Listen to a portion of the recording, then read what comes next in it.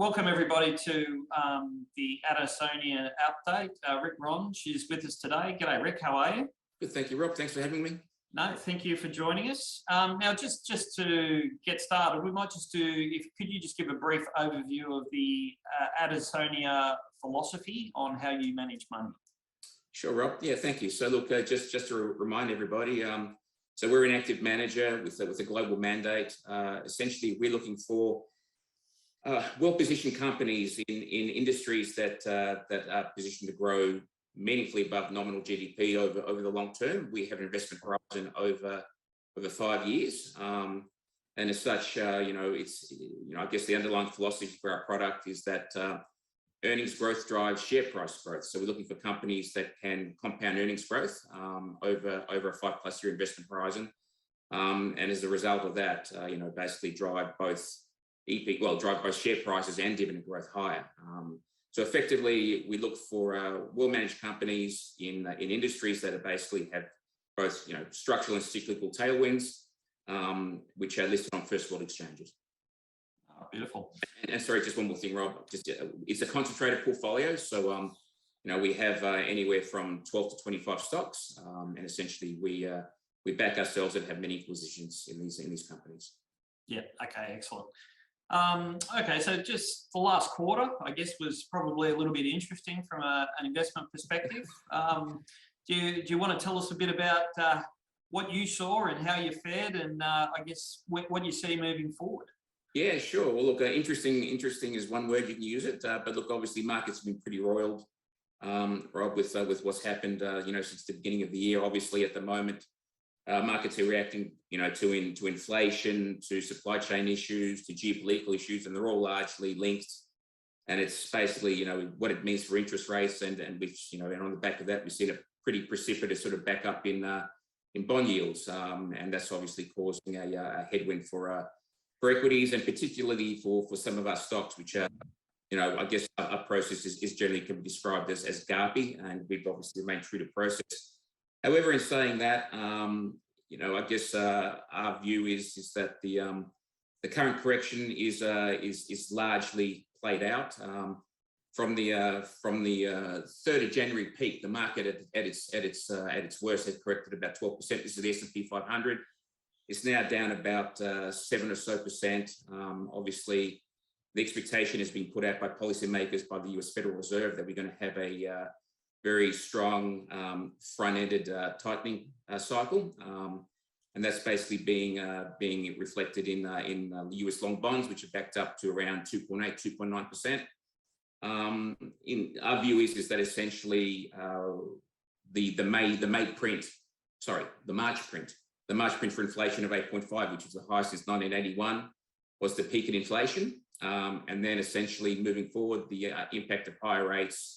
And also, I guess the unwinding of some issues which are adding to inflation. So obviously, supply chain issues, which are, and also I guess access to labour, will basically take pressure off inflation moving forward. So our view is that basically by the first quarter of next year, we should have we should have inflation less than half of what we're seeing now, probably around 3%. Also, it's worth noting, sorry to jump around, but that 8.5% inflation reading in March, while high, the core inflation number is actually lower than expected. So I think, we're sort of seeing at the moment at this juncture of the market, I guess the peak level of hawkishness by the US Federal Reserve, which is impacting on market and market sentiment. And market sentiment, if measured by several surveys and indicators, is also at a 30-year low, which is a very good contrarian indicator for us. I guess moving forward from then, even if we assume long bonds or US 10-year bonds, settle around 3%, they're currently 2.8, 2.9. The inverse of a bond is the bond's PE. So that basically infers that the PE of bonds at 3% is 33 times. The S&P 500 is currently trading around just over 19 times. It's been noted about 19.3 times. So really, the market, in a relative sense, doesn't look too expensive. And as I sort of said, that the pullback's been relatively indiscriminate, and so there's some great stocks which have basically been bought in a downdraft where they haven't really basically fundamentally deserved the pullback that they've experienced. And again, we're very happy with our portfolio, and we believe we've got a suite of stocks where that's the case. But so I think, you know, rates will normalise, inflation will basically come back, and then, you know, I think it's the case moving forward. Then it's all about earnings growth, and even, you know, if we get you know, interest rates or bond yields back around 3%, you know, we're still talking relatively neutral real rates when you look at inflation. And as such, I mean, you know, cash is really not going to be, again, that attractive versus growth assets, you know, moving forward. I mean, it's just going to be a little less negative. So we still believe that that the outlook for equities will be solid. And obviously we just got to get through this correction. And so we're in the process now that the market is about to start reporting, or has started reporting, first quarter results. Essentially, the key themes are going to be about inflation, about supply chain issues, about obviously access to growth. But from a bottom-up perspective, Rob, the earnings have remained relatively intact. I think last I saw there was about a 0.7% downgrade to expected EPS for the S&P 500 for the first quarter. So, you know, it doesn't, in my opinion, really reflect a 7 to 12% pullback. And also, look, the economic normalization theme, I think, is going to start to play out very well. And, you know, some of the opening stocks should do well. And generally, the macro backdrop is quite solid. So, look, there are a lot of moving parts at the moment, but I think we're sort of, in my opinion, at the peak level of bearishness with the market. And obviously, you know, the Fed's talking about, you know, 250-point increases in May and June, so on the 4th of May, which is the next one. And, you know, there's been some talk of 75 points. So that's obviously basically causing some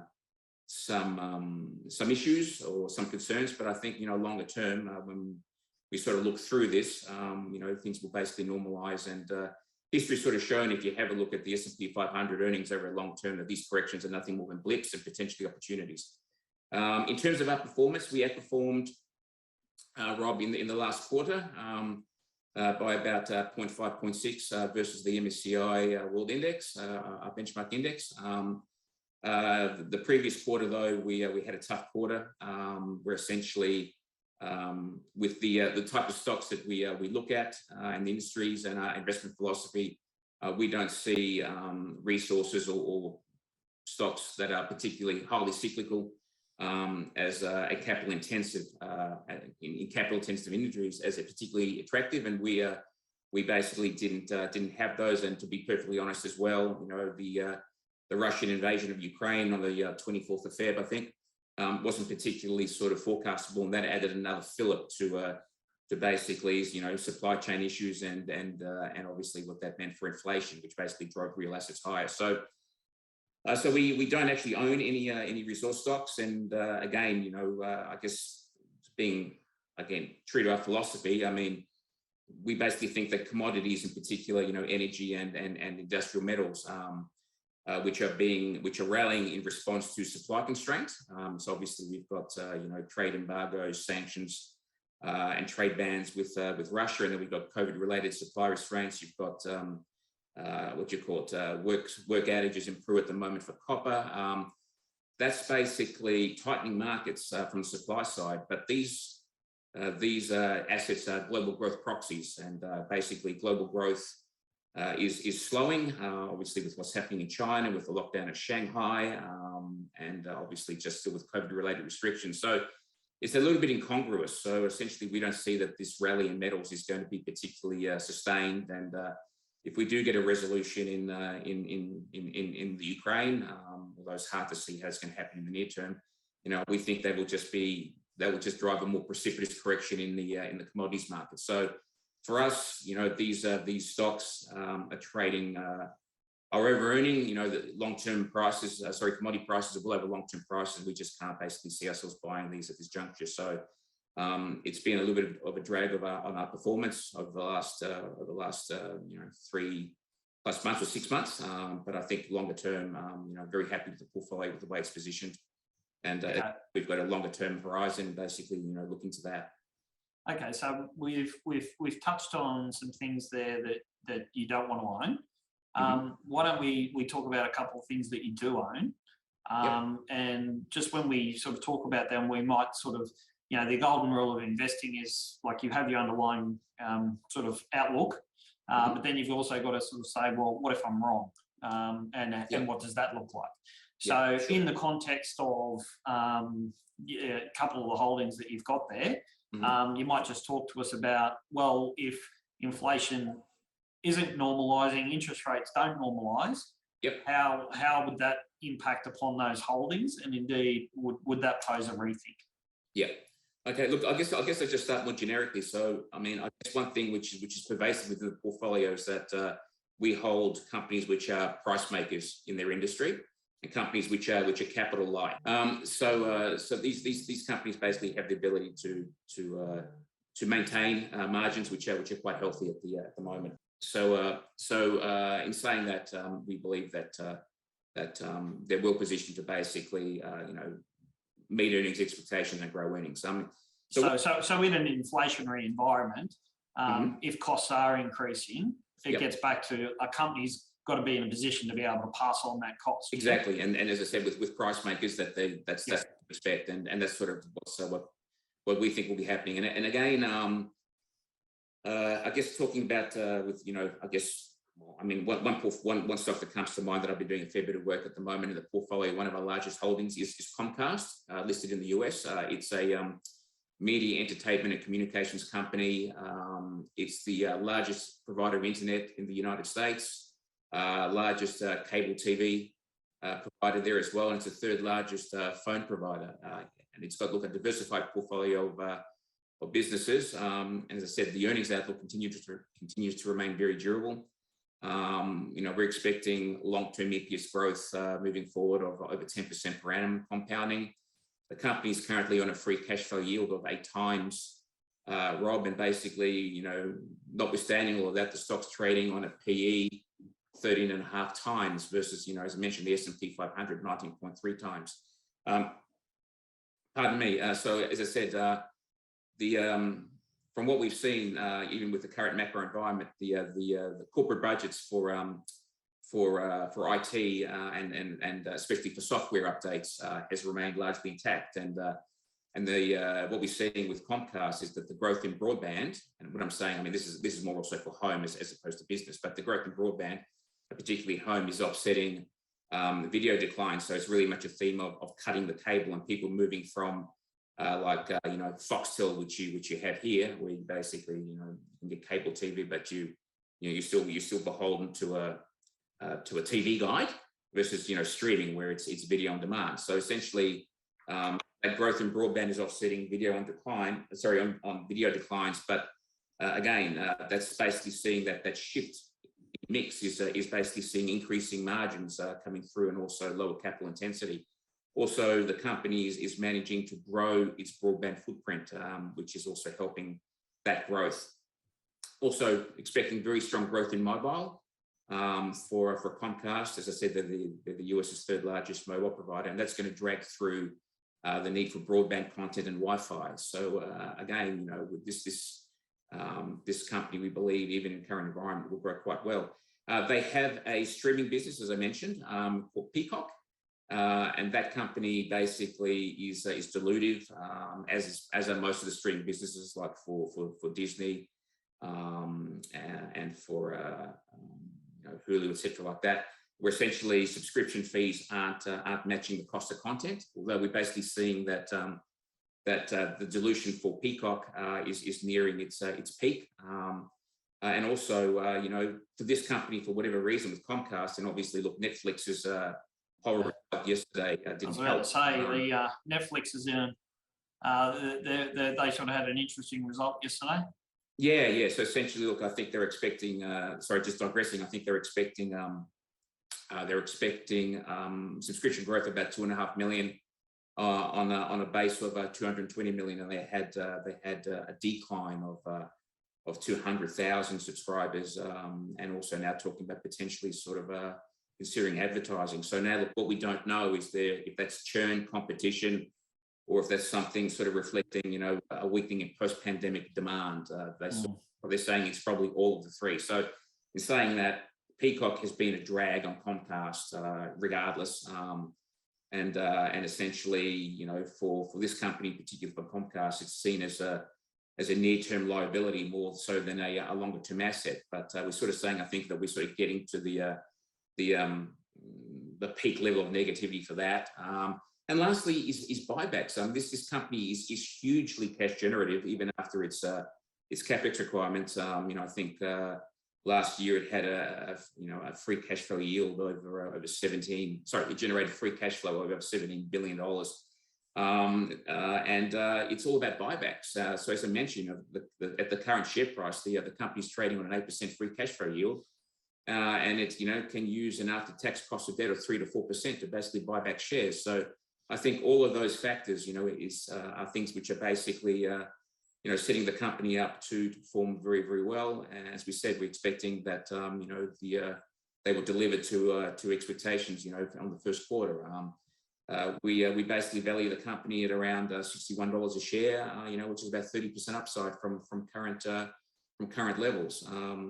Look, another stock that we own is Alphabet, and you know, so look, obviously, tech companies are a little bit on the nose. Look, the portfolio isn't full of FANG companies. We own Alphabet, Amazon, and Microsoft out of the 12, and that's about it. Alphabet in particular is incredibly cheap. So essentially, when you back out the cash holdings of the company, it's trading basically on a market multiple, and it's growing at more than double what the market is. I mean, earnings and revenues are at the top line. And again, as I mentioned before, the same thematics in the sense of you know, the adoption and migration to cloud is ongoing. Obviously, growth in search is ongoing, and essentially, you know, the company continues to basically, you know, generate good advertising revenue. So you know, again, you know, on pure fundamentals, we see that stock as being, you know, 30 to 40% undervalued. It is incredibly cheap, and this is the whole thing. You know, there are some tech companies, you know, which which don't have that outlook, and you know, Netflix is obviously one which we don't own and don't like. You know, Facebook being another, etc., like that. But you know, this is the whole thing. The market's been very indiscriminate in terms of the way it's treated these stocks. You know, just because they're higher PE. But you know, when you've got a company like that which is growing at double the market, I mean, it deserves to carry a higher PE, and also, you know, a higher PE because, you know, it's also a reflection of, you know, the discount rates or the cash rates, and you know, while they're basically, you know, increasing, you know, basically there, as I said, it's going to, you know, cash is going to move to be, you know, more of a neutral investment, you know, in a real sense, as opposed to something where I think you can, you know, you can park your money and expect decent growth in it. So, look, as I said, we're very comfortable with the whole portfolio. I would have to say, in terms of a mea culpa, the one that you know, probably we should have been a little bit harder on was Disney. We have Disney weight. Go won't go broke, Ric. It won't go broke. It won't go broke. But that's basically one that's one that's been a little bit disappointing. Obviously, the theme parks were hit, and obviously they also had. That was the second streaming company. I thought I was thinking. So yeah, their streaming numbers were also a little bit weak. But look, we have that position. We've got, I think, about 2.5% in the portfolio in Disney, so it doesn't make a huge difference. That's probably one we should have been a little bit more aggressive on it. But outside of that, with the rest of our holdings, we're very happy with them, and you know, the portfolio is positioned well to rebound strongly. You know, just on pure fundamentals, I guess, once the market starts to become a little bit bearish, bit less bearish, I should say. Yeah. Okay. Oh, very good. Okay. Well, look, I think we'll wrap it up for this month. You mentioned that the performance, the resources have been a bit of a drag. What have the returns been like over the last couple of years, though? Oh, okay. So look, pleased to say that that the product on Shartru's MDA has hit a 3-year return. Yep. I know that you caught me on the hop here, Rob. Look, it's in our quarterly, but I know that we've outperformed the index by, I think, about 1.25%. Yeah. You know, over that 3-year period, and as I said, it's been strong performance. We'll leave it at that. Well, look, as I said, yeah, and compared to some of the better, well-known competitors we have, which we sort of seen their performance, we're very happy in both an absolute and relative sense. But look, as I said, that performance has come back a little bit of late, but very confident that we'll sort of reestablish greater alpha once we sort of get through this soft period in the market. Yeah, no, excellent. All right, Ric. Look, thanks heaps again for your time, and we look forward to catching up next time and talking more about what you guys are up to and where you're investing clients' money. No, fantastic, Rob. And look, if anyone's interested, please feel free to contact Tony and myself directly. And also, there's a lot of information on our website, www.adansonia.com.au, about our investment philosophy and some more reports and our contact details there. So please feel free to have a look and contact us if you'd like to have a chat. Thanks, Ric. Thanks, Rob. Have a good day.